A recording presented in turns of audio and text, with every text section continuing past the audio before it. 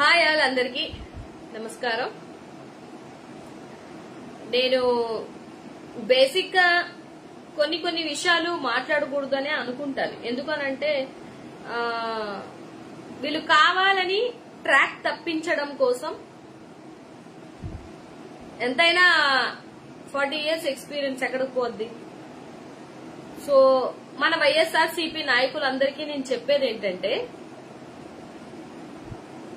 Day 1 నుంచి ఇప్పుడు వరకు జరుగుతున్న అగత్యాల మీద రోడ్డెక్కి ఓట్లేసిన జనాలైతేనేమి,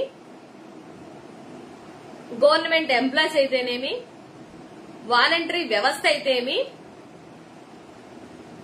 అదే పసికందుల తల్లిదండ్రులైతేమి, లేదు అమ్మఒడి ఇవ్వాల్సిన అమ్మఒడికి పేరు మార్చుకున్న తల్లి వందనంకి ఇంటింట 15,000 ఇవ్వాల్సిన పరిస్థితి అయితేనేమి, లేకపోతే ఇసుక ఫ్రీ ఇసుక, లేదంటే ఫ్రీ బస్సు, లేదంటే 3 ఫ్రీ సిలిండర్లు, ఇవన్నీ సూపర్ 6 లో భాగంగా, లేకపోతే అప్పుడే వీళ్ళు 7,000 కోట్లు చేసిన అప్పులైతేనేమి, ఇవి నెల రోజుల్లో వితిన్ ద 1 month వీళ్ళు చేస్తున్నటువంటి పరిస్థితులని ఎండగడుతుంటే దాన్ని ట్రాక్ తప్పించడానికి 100 కాకపోతే 1000 సృష్టిస్తారు. నేను కోరుకునేది ఏంటంటే ఈ ట్రాక్ మీరు తప్పొద్దు. అర్థమవుతుందా? కార్యకర్తల మీద చేసిన దాడులు, అడ్డగోలుగా విగ్రహాల విరగ్గొట్టడాలు, కత్తులతో దాడులు, ఇవన్నీ 1 month నుంచి మనం ఫేస్ చేస్తున్నటువంటి ప్రాబ్లమ్స్, మనతో పాటు ప్రజలు ఫేస్ చేస్తున్నటువంటి ప్రాబ్లమ్స్. సో వీటిని ట్రాక్ తప్పించడానికి చిల్లరగా వాళ్ళ మీద కామెంట్లు, వీళ్ళ మీద కామెంట్లు. నాకు ఒకటి అర్థం కాదు, ఎప్పుడు ఎస్సీ ఎస్టీ ఆడవాళ్ళ మీద పడతారు ఎందుకురా మీరు? ఏంటి మీ ప్రాబ్లం? మీ ఇళ్లలో ఆడవాళ్ళు లేరా? అంటే దళితులు అయితే ఎవరు ఏం చేయలేరు, పాపం వాళ్ళకి ఏ సపోర్ట్ ఉండదు, అమాయకంగా ఉంటారు, నిందేసినా కూడా నింద మోపుకొని అలా ఉండిపోతారనా ఏంటి? అరే రాష్ట్రంలో జరుగుతున్నటువంటి ప్రాబ్లమ్స్ మీద స్పందించండి అన్నైనా మీరు ఏం చేయలేకపోతున్నారు? అడ్డగోలుగా రోజుకొక అగత్యం జరుగుతుంది, చిన్నపిల్లల మీద ఎన్ని జరుగుతున్నాయని ప్రశ్నిస్తే మీకు ఎందుకంత బాధ వస్తుందో నాకు అర్థం కావటం లేదు. మీరు అడిగిన దానికి సమాధానం చెప్పండి. మేము అడుగుతున్నాం, ఒక క్వశ్చన్ అడుగుతున్నాం. నేను అడిగే క్వశ్చన్ లో ఒక బూత్ ఉంటుందా? ఎవరినైనా క్యారెక్టర్ అసోసియేషన్ చేసి అడుగుతున్నానా? లేకపోతే ఏదైనా తప్పుడు మాట మాట్లాడుతున్నానా? నేను లేదు కదా, సబ్జెక్టే కదా మాట్లాడుతున్నాను. ఆ సబ్జెక్ట్ కి సమాధానం చెప్పండి. అది మానేసి ఏం ఇళ్లలో ఆడోళ్ళు ఉండరా? ఇప్పుడు ఎస్సీ ఎస్టీ ఆడోళ్ళ మీద ఎందుకురా పడతారు? నాకు ఇప్పుడు ఆ క్వశ్చన్ ఆన్సర్. ఏం మిగతా పెద్ద పెద్ద కులాల్లో ఉన్న వాళ్ళందరూ మంచి వాళ్ళు, మంచి ఆడోళ్ళు, దేవతలు. ఎస్సీ ఎస్టీలో పుట్టిన వాళ్ళందరూ అంటగారితనంతో ఉంటాం కాబట్టి మా మీద నిందలు మోపడానికి రెడీ అవుతారా?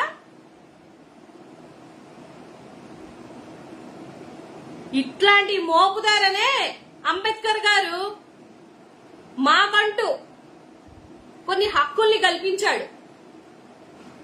లేదంటే ఇంకా చిల్లర అందరూ రెచ్చిపోయి మాట్లాడతారని.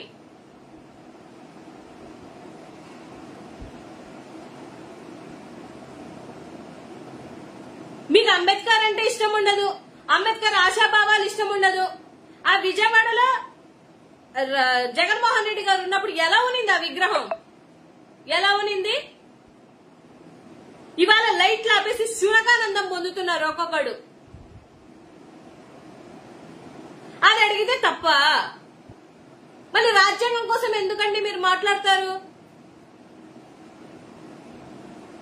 దేనికి మాట్లాడతారు? రాజ్యాంగం కోసం ఓట్లు కల్పించుకోవాలన్నప్పుడు మాత్రం దళితులు ఎంత బాగా గుర్తొస్తారు మీకు. కానీ నిందలన్నీ మా మీద మోపడానికి రెడీ అయిపోతారు. దళితుల మీద ఎన్ని అగత్యాలు చేశారు ఈ మధ్య కాలంలో? మా ఓట్లే కావాలి, మా అండే కావాలి. కారు ఎక్కినప్పటి నుంచి బుట్టి కడుక్కునేంత వరకు పక్కన ఎస్సీ వాడు ఉండాలి, ఎస్టీ వాడు ఉండాలి. ఎందుకంటే మీకు భద్రత మేము.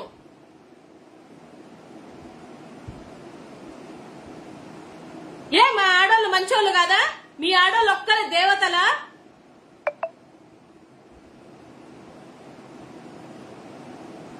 నిందలు ఈజీగా మోపేస్తారు. ఏంటి, ఏ విధంగా? టాపిక్ ఏంట్రా నాయన? ఇప్పుడు ఏం జరుగుతుంది రాష్ట్రంలో? ఎన్ని రేపులు జరుగుతున్నాయి? కంట్రోల్ చేయడం చేత కాకపోతే చెప్పండి. మధ్యంతర ఎలక్షన్స్ వస్తాయంట, రెడీగా ఉండండి. ఒకవేళ ఇదే నిజమైతే అందరికీ చెప్తున్నా, నేను ప్రశ్నిస్తే నీకు చేతనైతే తిరిగి నువ్వు పాయింట్ చెప్పు.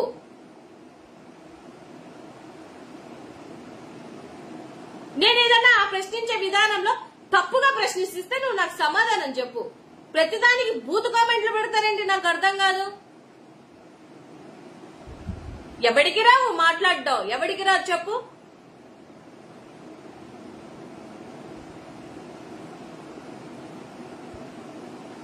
ఏది నష్టపోయినా ఏం జరిగినా కూడా ఓడిపోయారంటే ప్రతి ఒక్కదానికి రీజన్స్ ఉంటాయి. ఎల్లకాలం ఒకటే రాజకీయం జరగదు. ఇదే మీరు రాసుకున్న ఎర్ర బుక్ లో రాజ్యాంగం కాదు, ఇష్టం వచ్చినట్టు బిహేవ్ చేసేయడానికి. రాసుకోండి, పోయిందేముంది? మీ ఇళ్లలో ఆడోళ్ళనంటే మాత్రం పరిగెత్తుకొని వచ్చేస్తారు, ఫైర్ అయిపోతారు. అమ్మో ఆ నా కొడుకు, ఈ నా కొడుకు అని మాట్లాడతారు. మరి ఎస్సీ ఎస్టీ ఆడోళ్ళ మీద ఎందుకురా మీరు పడతారు? నాకు తెలియక అడుగుతాను. దేనికి? మీకన్నా సంస్కారంగా ఉంటాం, మీకన్నా పద్ధతిగా మాట్లాడతాం, మీకన్నా వెల్ ఎడ్యుకేటెడ్ గా ఉంటాం.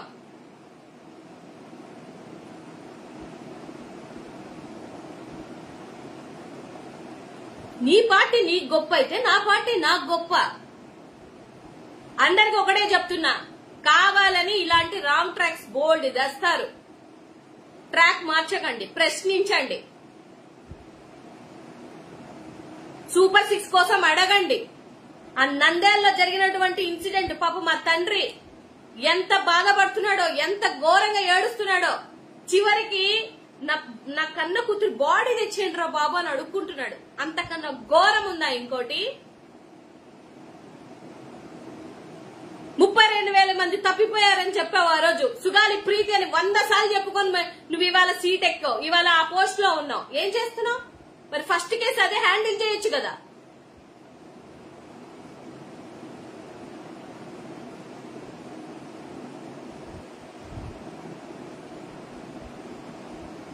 ఎక్స్పీరియన్స్ ఏంది మీ ఎక్స్పీరియన్స్? మీ హెరిటేజ్ లో ఒకటే రోజు షేర్లు 523 కోట్లు సంపాదించుకోవడంలో మీకు ఆ హెరిటేజ్ కి సంబంధించిన షేర్ల మీద ఉన్న శ్రద్ధ ఆంధ్ర రాష్ట్రంలో లేదు. అది అడిగితే తప్ప, అది నేను అడగలా. పార్లమెంట్ లో దద్దరిల్లిపోయేలాగా అక్కడ పెద్దోళ్ళు అడుగుతున్నారు. అది అడిగారా బాబు అంటే అది తప్పు వచ్చింది.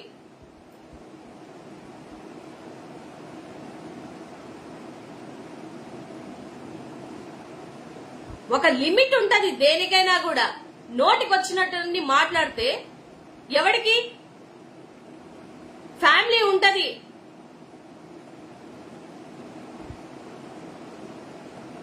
నీ ఇంట్లో నీ అక్కకో, నీ చెల్లికో, నీ పెళ్ళానికో చూపించు నువ్వు పెట్టే మెసేజ్లు. లేకపోతే నువ్వు కన్న కూతురికి చూపించు, ఇదిగో అమ్మా ఒక ఆడదానికి ఇలా నేను మెసేజ్లు పెడుతున్నాను, కరెక్టేనా అని. అది నీ ముఖం మీద తుప్పని ఊయకపోతే అప్పుడు వచ్చి నా దాంట్లో మెసేజ్లు పెట్టండి.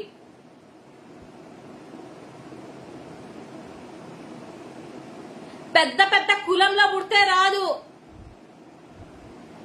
పెద్ద పెద్ద ఇదిలో ఉంటే రాదు. సంస్కారం అనేది కులాన్ని బట్టి కాదు, క్యారెక్టర్ ని బట్టి ఉంటది. గుర్తుపెట్టుకోండి. మేం బయటకు వచ్చి కేసులు పెడితే ఎలా ఉంటుందో తెలుసా? పోనీ ఎలా ఉంటుందో తెలుసా? పోనీ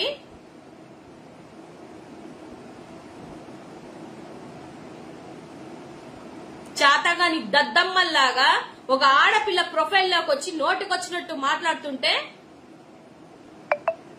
ఏంది?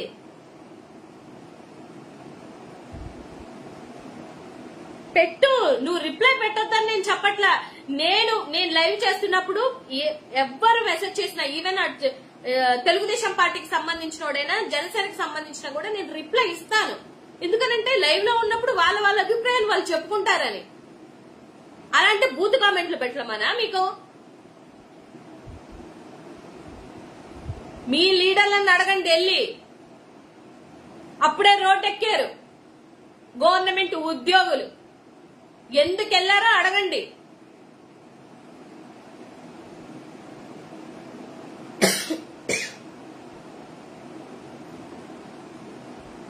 నేననేది అదే, నేను చెప్పేది కూడా అదే. దళితుల మీద ఎందుకు పడతారు మీరు? దళిత ఓట్లతో గెలిచినటువంటి ఎమ్మెల్యేలకి ఎంపీలకు ఉండాలి. ఓటింగ్ అప్పుడు మాత్రం మేము కావాలి, మా ఓట్లు కావాలి. మా కష్టాలు వస్తే మాత్రం నిల్చోలేనటువంటి చేతకాని దద్దమ్మలు ఉన్నారు కొంతమంది లీడర్లు.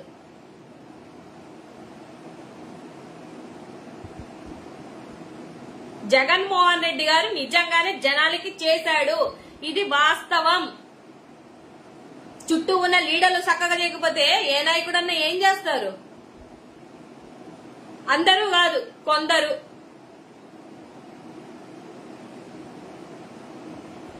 ఆయన ఎడ్యుకేషన్ లో తీసుకొచ్చినటువంటి మార్పు మమ్మల్ని ఇంప్రెస్ అయ్యాం కాబట్టే కదా ఆయనకి సపోర్ట్ గా మాట్లాడుతున్నాం. మీకొచ్చిన నొప్పి ఏంటి? ఎవడైనా ట్రాక్ తప్పి మీ దాంట్లో మెసేజ్ పెడితే అడగండి, సూపర్ 6 లేవి అని అడగండి. మీరు తప్పకండి ట్రాక్. రోడ్డు మీదకి వచ్చింది కూటమి అప్పుడే, ఏ ప్రభుత్వంలో లేదు. ఎవరో నిన్న ఒక బ్రదర్ కామెంట్ పెట్టాడు, తెలంగాణలో అంట ఈ ప్రభుత్వం ఏంటో తెలుసుకోవడానికి మాకు 6 months పట్టిందంటే, ఆంధ్రాలో ఒక్క నెలకే బయటపడిపోయారు వీళ్ళు.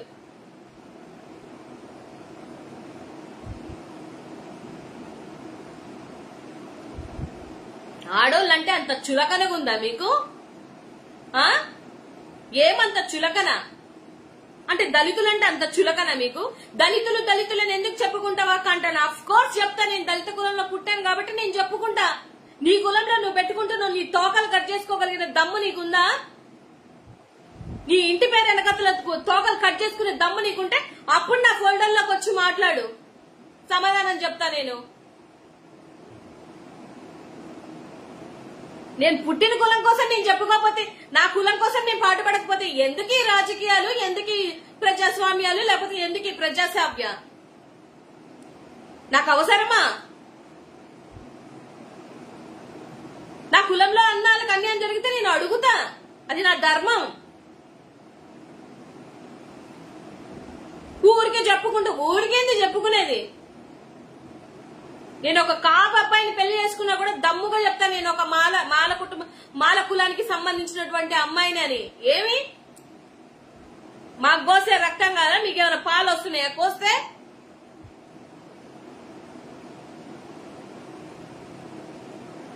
మీకు పాలు వస్తున్నాయేమో చెప్పండి. ఎప్పటి నుంచి నేను ఒకటే చెప్తున్నా, అంటరానితనంలో ఇప్పుడు లేకపోవచ్చు, మీ మనసులో ఉన్న అంటరానితనాన్ని తీసేసుకుని సావండి అని చెప్తున్నా. అది తప్ప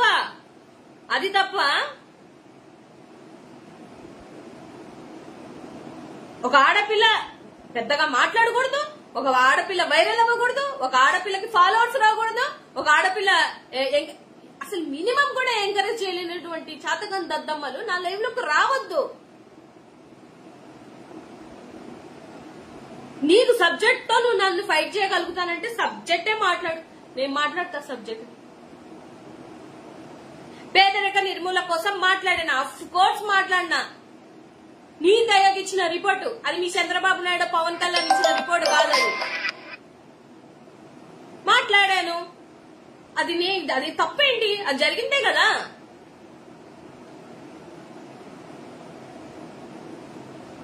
ఆయన కట్టిన స్కూల్స్ కోసం మాట్లాడాను, ఆయన ఏమైతే చేశారో వాటన్నిటి కోసం మాట్లాడాను. అది తప్ప? నీకు అవి తప్ప అనిపిస్తే దానికోసం మాట్లాడు. బూత్ కామెంట్లు ఎందుకు పెడతారు? ఫ్యామిలీస్ ఉండవా మాకు?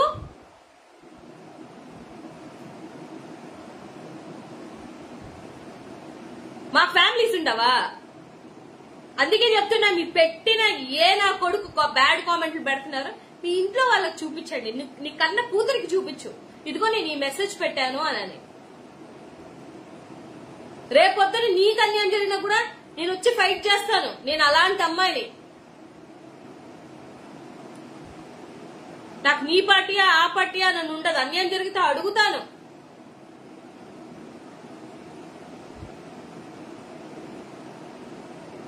స్కూల్లో ఇలాంటి ఇంగ్లీష్ మీడియం ఉన్నదాన్ని ఇలాంటి ఏవైతే ఉన్నాయో వాటినన్నిటి తీసేశారు. అది అడిగాను తప్ప. సిలబస్ ఇలాంటివి ఉన్నవి అవి తీసేశారు. అది అడిగాను తప్ప. ప్రైవేట్ స్కూల్లో ఇలాంటి 25% తీసేశారు. అసలు జీవోనే రద్దు చేశారు రాగానే. అది తప్ప. ఏ గవర్నమెంట్ పిల్లలు చదువుకోకూడదా? బీదలు చదువుకోకూడదా? మీకొక్కరికి రాజ్యాంగంలో రాసి పెట్టారా? మరి అంత మా నీతి మాటలు మాట్లాడే వాళ్ళందరూ మీ పిల్లల్ని తీసుకుపోయి గవర్నమెంట్ స్కూల్లో చదివించుకోండి అయ్యా. మీ పిల్లలు ఎందుకు మరి ప్రైవేట్ స్కూల్లో? మీ పిల్లలు మాత్రం వెల్ వొకాబులరీ యూజ్ చేసి మాట్లాడుతుంటే మీ ముసి నవ్వులు మాత్రం కనిపించాలి. బీదోడు పిల్లోడు మాత్రం చక్కగా చదివించుకునే అర్హత కూడా లేదా?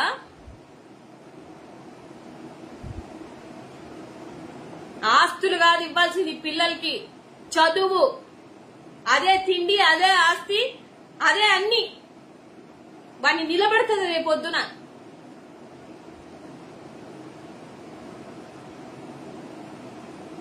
ఏమైనా మాట్లాడితే మందు బాబులు అందరు వచ్చేస్తారు.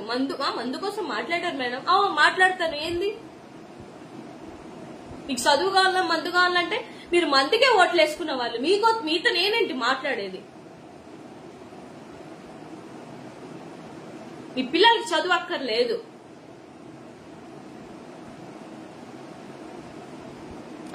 IITలో గవర్నమెంట్ స్కూల్లో చదివినటువంటి అమ్మాయిలు ఎంత మంచిగా సంపాదించుకున్నారు స్థానాలు. అది కూడా తప్పే. అది తప్పే. నాకేం పోయింది నారాయణ శ్రీ చైతన్య? నాకేమన్నా అవసరమా? నారాయణ శ్రీ చైతన్య కథలు ఎవరికి తెలీదు? ఎంతమంది పిల్లల ప్రాణాలు ఆ కర్మ తగిలింది, గట్టిగానే తగిలింది. వాళ్ళకి తగలాల్సిన చోటే. ఇంకేంటి? నాకేం అవసరం? నాకేమన్నా ఫీజులో 10% ఏమన్నా షేర్ ఇస్తారా? గవర్నమెంట్ స్కూల్ పిల్లల కోసం నేను మాట్లాడుతుంటే నీకు నారాయణ కాలేజ్ మీద, శ్రీ చైతన్య కాలేజ్ మీద కుళ్ళు. నాకేం కుళ్ళు?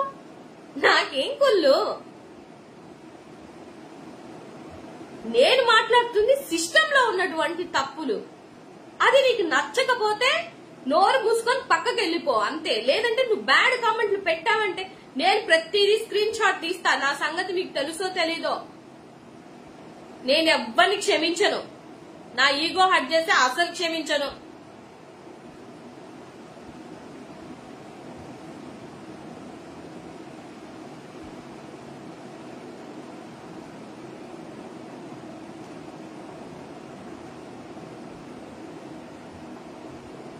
ప్రతి ఒక్క పార్టీలో తప్పులుంటాయి. తప్పులు ఉన్నాయి కాబట్టే ఎవరు వాళ్ళు సర్దుకుంటారు కూడా. నేను ఒకటి అడిగితే ఇంకోటి పెడతారు, ఇంకోటి అడిగితే ఇంకోటి పెడతారు. నేను అడిగింది ఏంటి? నా పోర్టల్లో వచ్చి బూతు కామెంట్లు పెడితే నేను ఊరుకోను. ఒకసారి ఊరుకున్నాను, 2 సార్లు ఊరుకున్నాను. పొద్దు సమానం ఇదే పనా?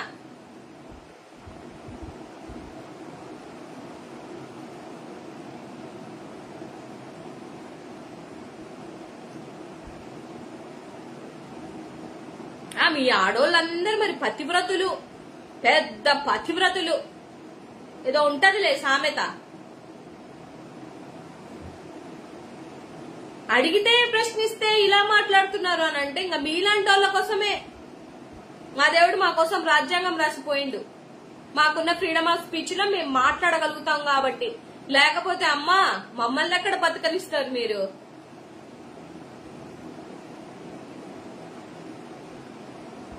సొసైటీలో మేము మాట్లాడకూడదు, సొసైటీలో మేము ఎదగకూడదు. మీ కులపోలు ఎదిగి మీ కులపోలు మీ నెత్తిని తీసుకొని కూర్చోబెడుతుంటే మాత్రం అబ్బా చప్పట్లు కొడుతుంటారు. అందరట్ట కాదా? అట్లా కాదా? ఎస్సీలు ఎస్టీలు అట్ట కాదా? మీకు మాత్రం అన్నిటికి కావాలి, మూతు గడగడానికి, ముట్టి గడగడానికి, ఆ డ్రైవింగ్ కి, పక్కన పిఏకి, పక్కన పనులు చేయించుకోవడానికి నలుగురు నేసుకొని తిరుగుతారు మళ్ళీ ఎస్సీ ఎస్టీలని. ఎందుకు? అప్పుడు కావాలి, వాడు అవసరం వాడు. ఎందుకంటే మేము గొర్రెలం, నిజంగానే మేము గొర్రెలం. ఒకసారి నమ్మామనుకోండి, ఇంకా ఆడే మా దేవుడు అనుకొని గొర్రెగా వెళ్ళిపోతాం అన్నమాట. ఆ గొర్రెతనాన్ని ఉపయోగించుకుంటారు అందరూ.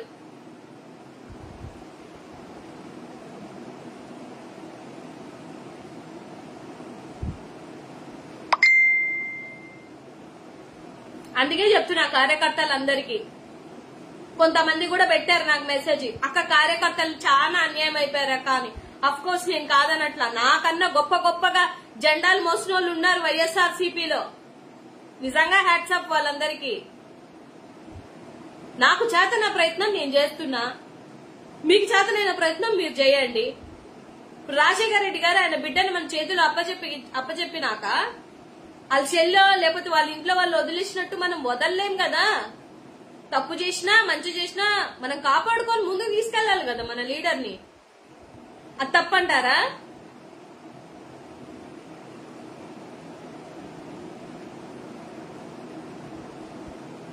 ఆయనకి తెలుస్తుంది కదా తప్పేంటిది, ఏం జరిగింది అనేది ఆయనకి క్లారిటీ ఉంటది.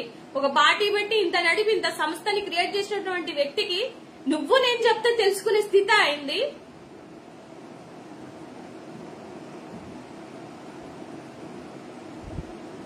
దేవుడు కాదు కదా. ఆయన ఏం ఆలోచించాడంటే రాక 5 ఏళ్లు నా చేతికి వచ్చింది, ఈ 5 ఏళ్లు యూటిలైజ్ చేసుకోవాలి, సిస్టమ్ ని మార్చాలి అనే ఒక తాపత్రంలో మేబీ కార్యకర్తల్ని ఒక పిసర వదిలేసి ఉండొచ్చు. అంతే తప్ప ఇవాళ మనం గట్టిగా మాట్లాడుతున్నాం. ఆయన చేసిన మంచి వల్లే గట్టిగా మాట్లాడగలుగుతున్నాం లైవ్కి వచ్చి. ఇంత చేశాడరా నాయన అనని, లేకపోతే ఇంత 40% షేర్ ఓటింగ్ ఆయనకు ఉంది అనని. అది లేకపోతే మనం ఇప్పుడు ఆయన నిజంగా చెయ్యలేదనుకో ఏం మాట్లాడగలిగే వాళ్ళం? ఇప్పుడు మనలో మన మాట ఏం మాట్లాడగలుగుతాం? నేను స్టార్టింగ్ అందరిలాగా తప్పుగా అనుకున్నాను. ఇవాళ ఆయన చేసింది తెలుసుకొని, ఎడ్యుకేషన్ సిస్టమ్ లో ఆయన తీసుకొచ్చిన మార్పుని తెలుసుకొని ఆయన్ని ఫాలో అవుతున్నాను, ఆయన కోసం స్టాండ్ అయి ఉన్నాను.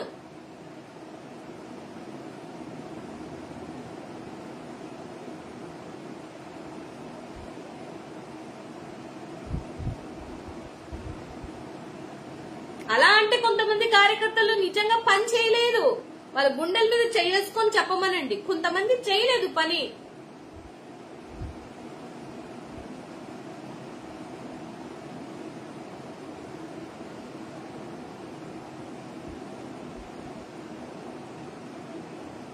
డెఫినెట్ గా తెలుసుకుంటారు బ్రదర్, ఆయన తెలుసుకుంటారు. ఒక్కటితో స్టార్ట్ అయిన వ్యక్తి మళ్ళీ 151 వచ్చి మళ్ళీ 11కి వెళ్ళారంటే అతను తెలుసుకోలేరంటారా? లేదు వద్దు ఇక్కడతో అనుకుంటే హ్యాపీగా ఎక్కడో వెళ్ళిపోయేవారు కదా. స్టిల్ ఎందుకు ఆయన ఉండి ఫేస్ చేస్తున్నారని. ఆయనకేమి ఎక్కువ 40 సంవత్సరాల ఎక్స్పీరియన్స్ ఉన్న వాళ్ళే బోల్డ్ తప్పులు చేశారు, బోల్డ్ అబద్దాలు ఆడుతున్నారు. నిన్న రీసెంట్ గానే అబద్దాలు ఆడి కూటమి ప్రభుత్వంలోకి వచ్చారు. మరి ఆయనకి తెలియాలి కదా, పల్స్ తెలియాలి కదా. అడగకుండానే అన్ని ఒకేసారి ఇవ్వకూడదు అనే విషయం ఆయన ఇవాళ తెలుసుకుని ఉంటారు. తప్పేముంది బ్రదర్? నాకు తెలియక అడుగుతాను. మనకన్నీ ఏమన్నా దైవంశ సంభూతులమా ఏంటి? అన్ని తెలిసేసి మొత్తం చేసేసేయడానికి. Experience makes man perfect. ఆయనకు టైం ఇస్తే ఆయన ఇంకా ఇంతకన్నా మంచిగా చేస్తాడు. ఉన్న దాంట్లో ది బెస్ట్ గానే చేశాడు కదా. ఇప్పుడు వీళ్ళలాగా శ్రీలంక చేయలేదు కదా, ఆంధ్ర రాష్ట్రాన్ని చేశాడేంటి? చేస్తే ఇవాళ నువ్వు నేను లైవ్ ఎందుకు పెట్టుకుంటాం?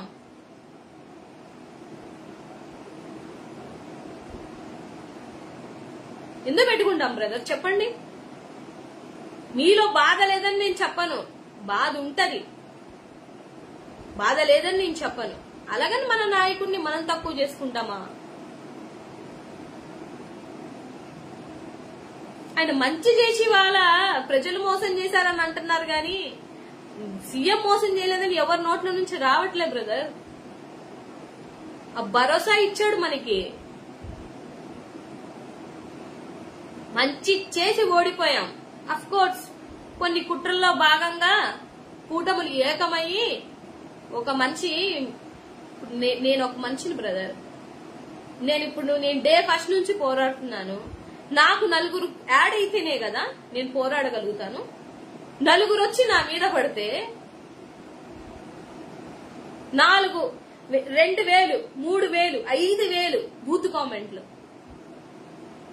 నేను చూడను. కానీ ఎక్కడో ఒక చోట చుట్టాలు ఉంటారు, పక్కాలు ఉంటారు, వాళ్ళు మళ్ళీ నాకు స్క్రీన్ షాట్లు పెడుతుంటే నాకు హట్టింగ్ గా ఉంటది. కానీ ఆ 4,000కి సమాధానం చెప్పడానికి 400 మంది అయినా వైఎస్ఆర్సీపీ కార్యకర్తలు నాకు అండగా ఉండాలి కదా. తప్పిదంతా ఒక 5 మంది 10 మంది. నిజంగా చెప్తున్నా బ్రదర్స్ కి హ్యాట్స్ ఆఫ్. నన్ను మాట అన్నందుకు వెళ్లిపోయి మరీ వాళ్ళతో గొడవాడుతున్నారు. ఎలా పోరాడతాం చెప్పండి, మీరు చెప్పండి.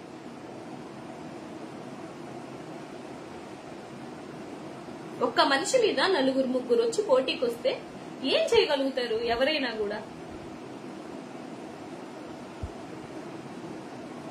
అది అసలు ధర్మం కాదు. అయినా సరే పొత్తులో భాగంగా వాళ్ళందరూ ఏకమయ్యారు. 10% ఓటింగే కదా వెళ్ళింది. దానికే మన లోపాలు మనం పొడుచుకొని మనమే పొడుచుకుంటే సెల్ఫ్ ఇదవుతుంది తప్ప ఇంకోటి అవ్వదు. సరే పోనీ వీళ్ళేమన్నా చేస్తారనంటే, వీళ్ళు చేసేలాగుంటే మనం అడగం కదా. వీళ్ళు చేయట్లేదు కాబట్టి ప్రశ్నిస్తున్నాం. ప్రశ్నిస్తే ఇగో ఇలా బూత్ కామెంట్లు.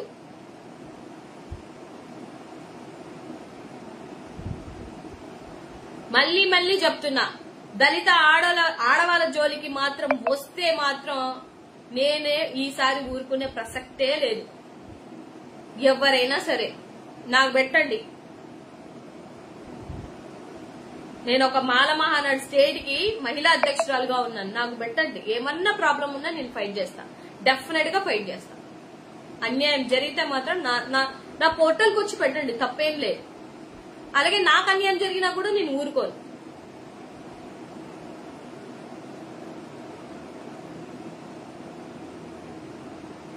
సో నేనైతే ఈ లైవ్ ద్వారా నాకెవరో బూత్ కామెంట్లు పెట్టారని రాలా. నేను ఉత్తికి ఎందుకు ఎస్సీ లేడీస్ ని ఎస్టీ లేడీస్ ని రోడ్ల మీదకి ఏడుస్తారు అని చెప్పడానికి వచ్చాను.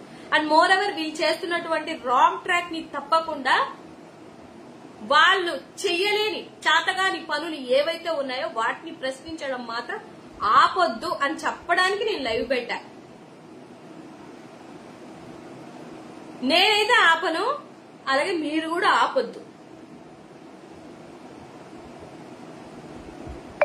వాళ్ళ ఎక్స్పీరియన్స్ ఇలాగే వాడతారు. ట్రాక్లు తిప్పడంలో వాళ్ళు ఏమంటారు పండిపోయి ఉన్నారు. సో దయించి క్లారిటీగా ఉండండి. వాళ్ళేవో క్రియేట్ చేసిన రూమర్స్లన్నీ పట్టుకొని మనం ఏదో తోక పట్టుకొని వెళ్ళిపోతే ఇంక ఇట్లానే ఉంటది. ఎందుకంటే ఇప్పుడు గోలగా ఉంది కదా, 1 మంత్కే రాష్ట్రం అంతా గోలగా ఉంది.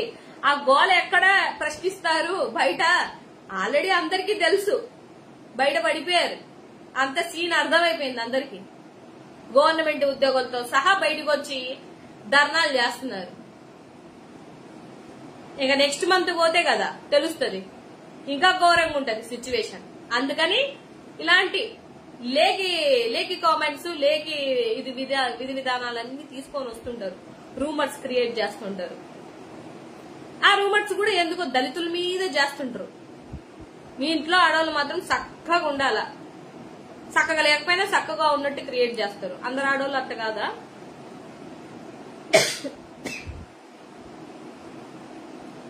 నేను చెప్పిన పాయింట్స్ అందరు దయించి గుర్తు పెట్టుకుంటారని మనస్ఫూర్తిగా కోరుకుంటూ ఈ లైవ్ ఇంకటితో ఆపుతున్నాను.